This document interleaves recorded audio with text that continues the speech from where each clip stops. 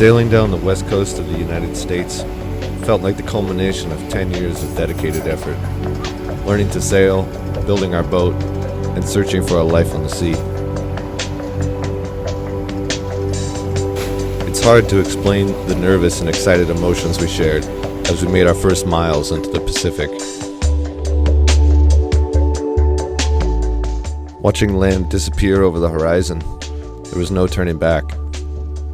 San Francisco was 750 miles south, and we were at the mercy of the ocean to take us there. While Ali and I are not the most experienced offshore sailors, we had circumnavigated Vancouver Island twice to test ourselves and our boat. This gave us confidence that our boat was fit for the sea, but we had still never done more than an overnight passage. How would we fare for 7 to 10 days offshore? There were so many unknowns. To date, Spy is still the only boat that we have ever sailed. For experience and knowledge, we read. Our list of heroes includes Lynn and Larry Pardee, Captain Fatty and Caroline Goodlander, Hal Roth, James Baldwin, Morticia, John Christmer, Captain Liz Clark, and Tanya Abey, just to name a few. They are the ones who have been there and tell us tales of the adventure and concepts to safely handle a small vessel offshore. From storm tactics to sunbathing in the tropics, we had the imagination and had lived through their stories. But it was time for a real test.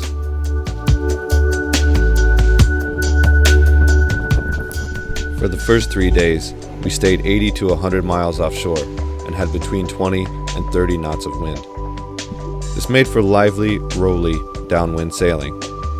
But with the wind vane steering, there was little for us to do but sit in the cockpit or lie in our bunks to conserve our energy against the heavy seas.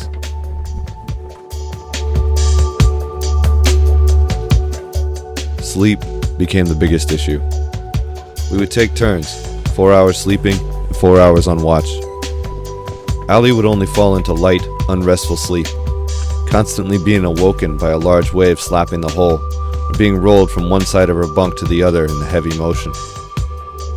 I didn't sleep for the first 2 days. There was so much to worry about.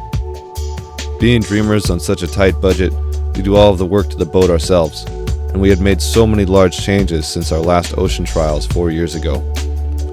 We changed the standing rigging, rebuilt the mast step, rebuilt the bowsprit, added a Solent stay, removed 300 pounds of concrete ballast from under the V-berth, built dinghy chocks to hold the new dinghy in place, made a dodger, and rebuilt the rudder.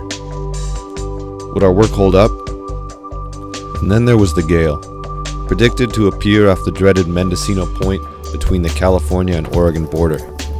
With sustained winds of 35 knots gusting into the 50s, we knew we needed to be prepared for the worst, but fatigue was taking its toll.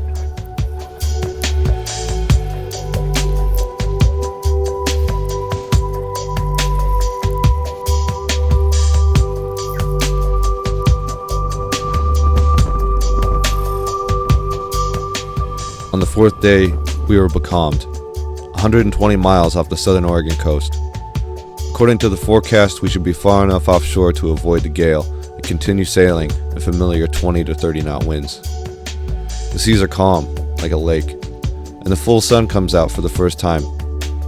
We catch a tuna from the beautiful deep blue water, and we spend much of the day resting and eating. It's magic, an ocean world all to ourselves.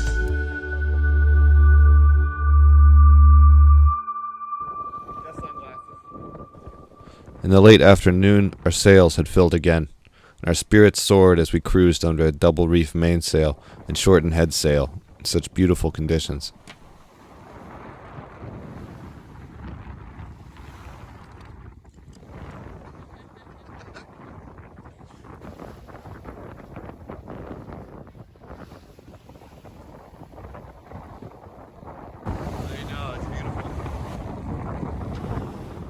As it turned out, this was the calm before the storm.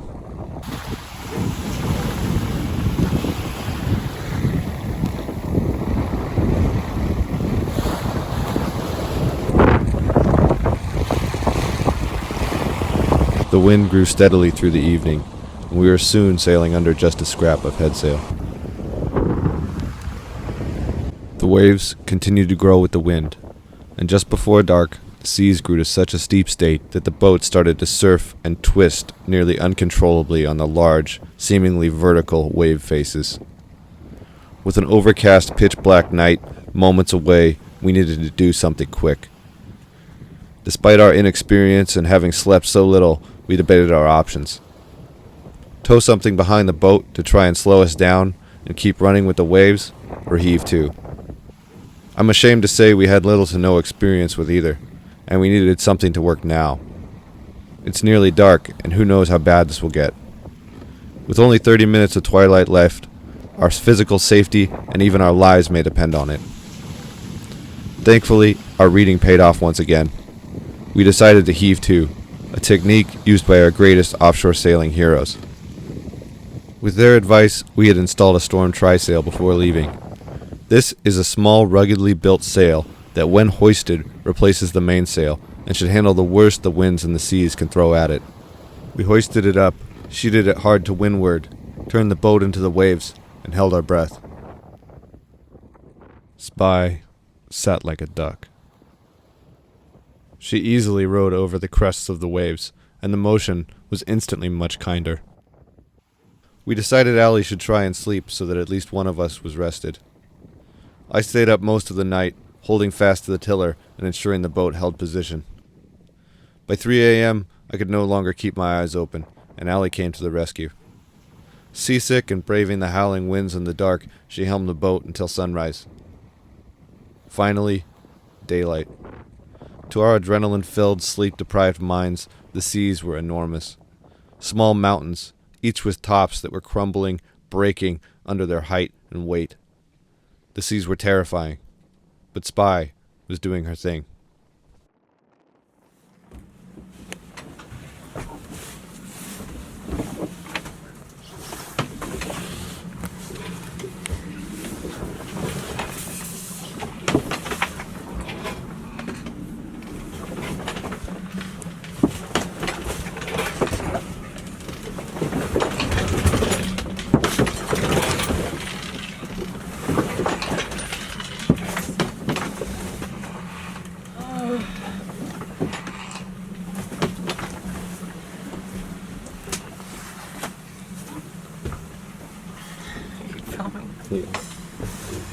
Oh, this is so fun.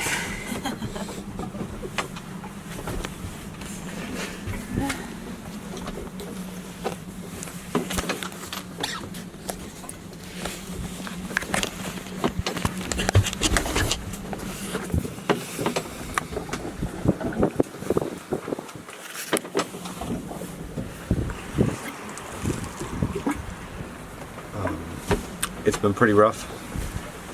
Our first gale off Southern Oregon, Mendocino Point. And we're almost through it. It started Friday night. We hove to Friday night. Learned how to tow a fender on Saturday to ride the big seas. And then we rode to a drogue last night and slept. And now we're doing a fender ride again. Hope it's supposed to calm tonight and tomorrow. I slept. Allie didn't sleep. She was seasick.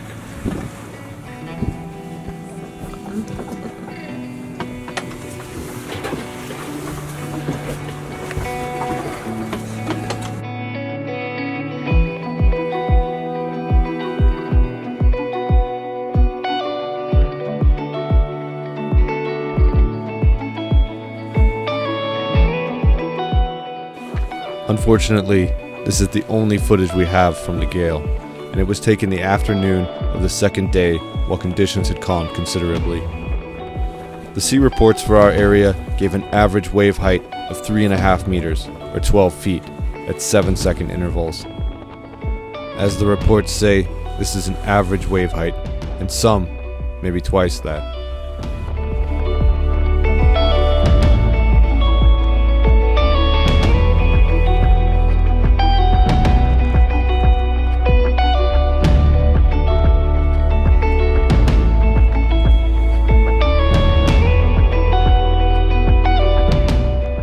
During the first morning of the gale, we took a look at the weather forecast. And as expected, this was going to last another 2 days.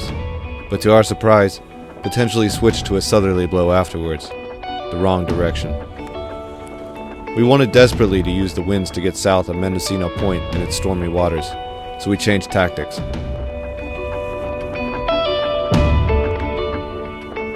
Pulling this one from the book Stormproofing by 5-time circumnavigator Captain Fatty Goodlander, we attached a simple boat fender to 300 feet of line and towed it from the stern as we sailed. Hoping to controllably slow our speed and continue safely making miles south, we were nervous at first and ready to cut it loose at a moment's notice. We began to trust the fender, however, as it slowed us to just 2 or 3 knots, surfing only to 4 or 5. The little fender would heavily plow and wobble through the water as spies surged forward on large waves, pulling the stern back into the seas and allowing the wind vane to steer a steady course. Once again, we could sit, only attending to Spy's occasional needs as she carried us south.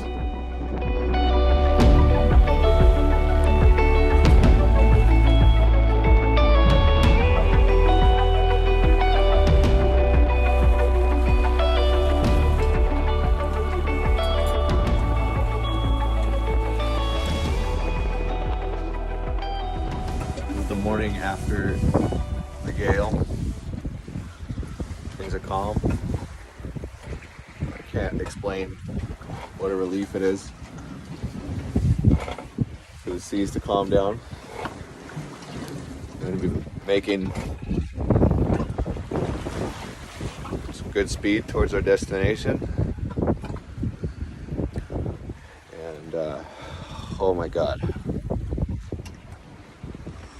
Just pray that this wind stays like this and we can get to San Fran soon. On our 6th morning at sea, the gale broke. We celebrated with a pot of coffee and some cookies. And after sunrise, the dolphins came to play and let us know the worst was over.